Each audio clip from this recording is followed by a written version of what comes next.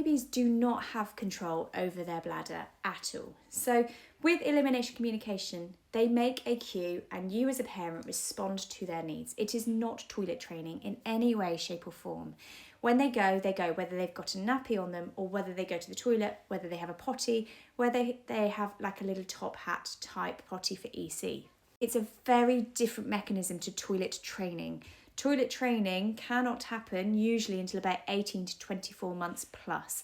This is getting later and later with the invention of single-use nappies, but also with parents needing to return to work and working a lot earlier as well.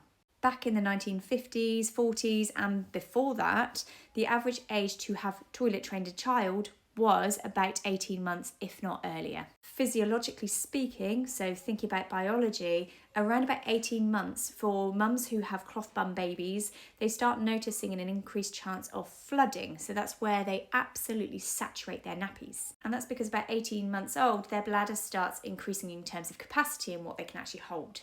And that's usually a very good first step to starting to understand whether they are starting to get ready for toilet training. And if we start missing those cues, that can make toilet training much harder later on down the line, particularly if there's not that feedback mechanism. So baby wheeze can feel that they're wet or feel that they're pooing, for example. They understand that sensation, they understand that feeling, and it tells their brain, oh, okay, this is what we're doing here.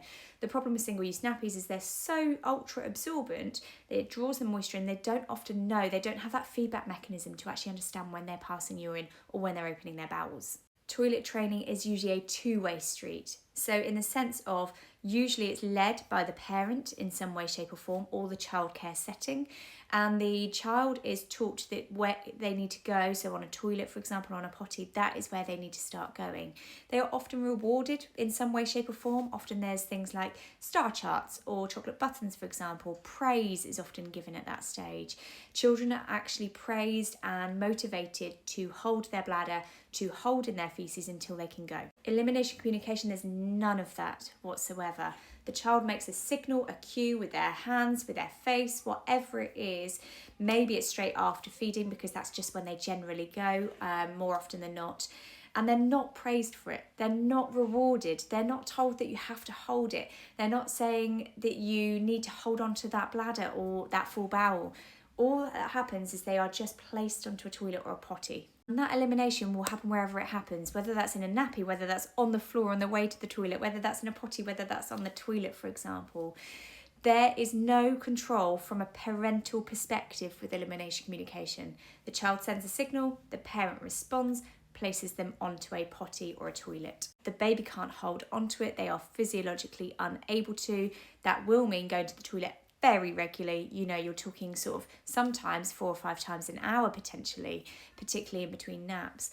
And so it's all about responding to that baby's needs. It is not in any way, shape or form toilet training. Whilst it is natural potty training in brackets, it's really not training in any way, shape or form.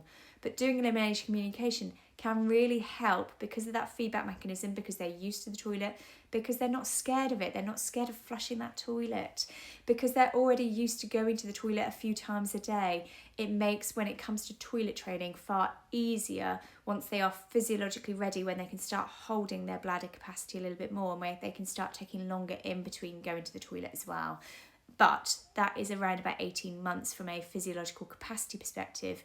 Mental readiness is very different, and that is shaped by what we are putting our babies in, but also the ability for parents to be able to respond to the toileting readiness that happens, because many of us go back to work much earlier. We know that childcare settings has an impact on this as well, because one person will be looking after several children at once, and it becomes harder then to respond to children's needs and children's toileting cues. And that in itself can mean that toilet training is actually delayed in a lot more children because of that. And elimination communication, they do not control when they hold on to it whatsoever. It is purely that the parent is responding to that baby's cue that they know that they're about to wee or poo. Zero holding it in. They are just going to go wherever they are. Floor, nappy, toilet, that's it. From a hygiene perspective though, EC is far cleaner, and it means that they're not sat in faeces or urine for several hours.